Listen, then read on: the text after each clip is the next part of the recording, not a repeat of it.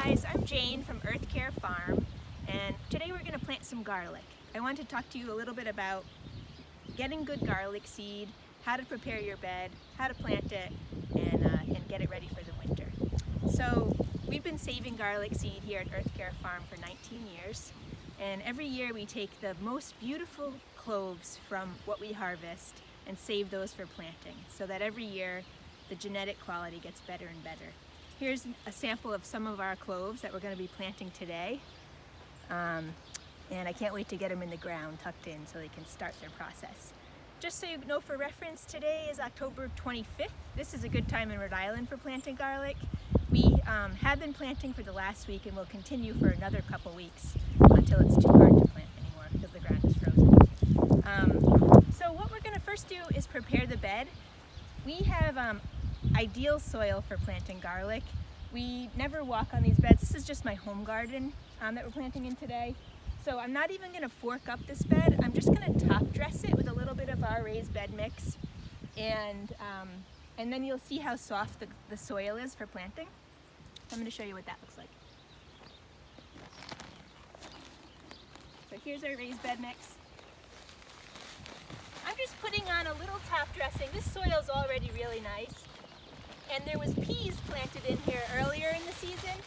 And peas are a nice legume that does add nitrogen to the soil. So we're setting up to have a great quality crop just by that soil previous use.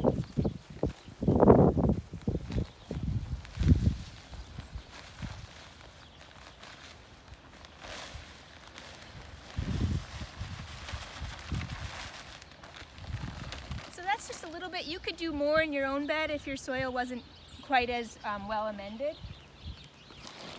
I'm just going to take my tools. The only tools I need for this process is my rake, which probably everybody has on hand, and this is my dibble. It's kind of a funny word, but this is the perfect tool for planting garlic.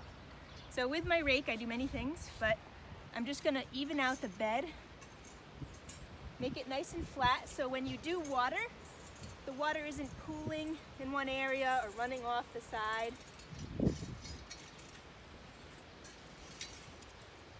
This is an important step.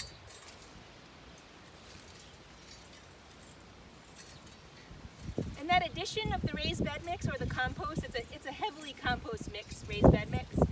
It's going to add a lot of microbial diversity to the soil. Really just enliven the soil.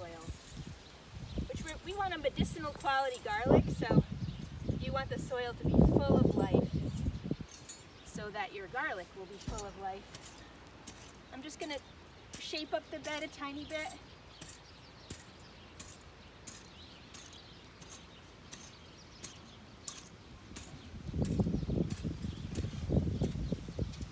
I'm going to do it from the other side. Sorry to put my back to you.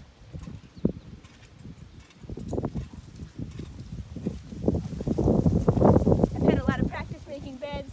I love it.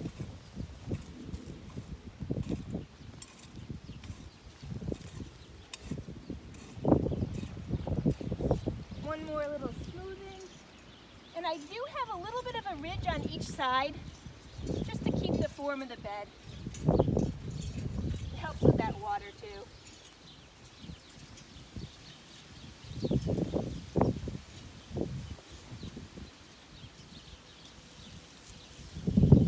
In the home garden, I'm not too particular about spacing.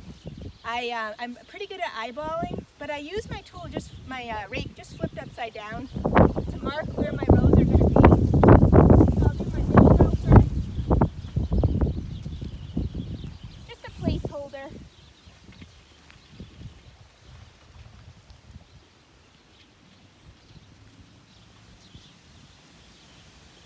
This is about 6 inches apart. I'll wait till I'm closer.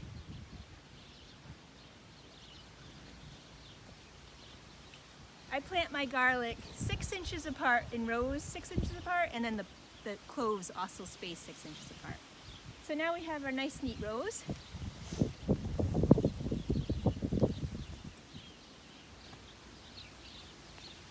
I'm going to take my dibble.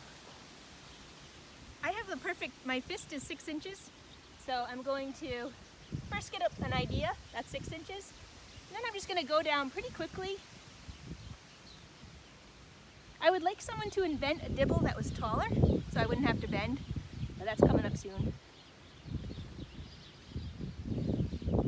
You'll see the texture of this soil. Actually, before I go, I'm just gonna show you.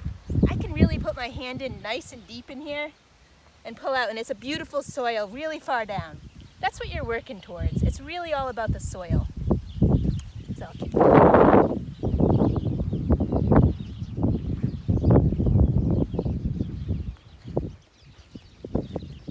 And I just do a row here and there as I have time. Makes me feel productive in between those waiting times. I am spacing in the middle row in between my other ones just to give them a little more space. Again, not exact. This is just for us, this bed.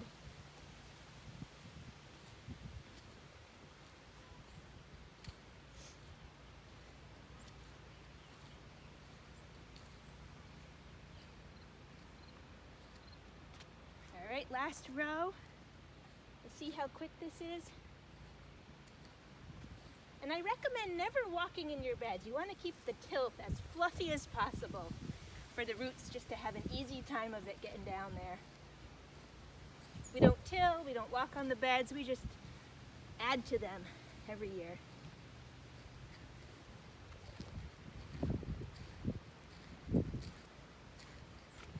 All right.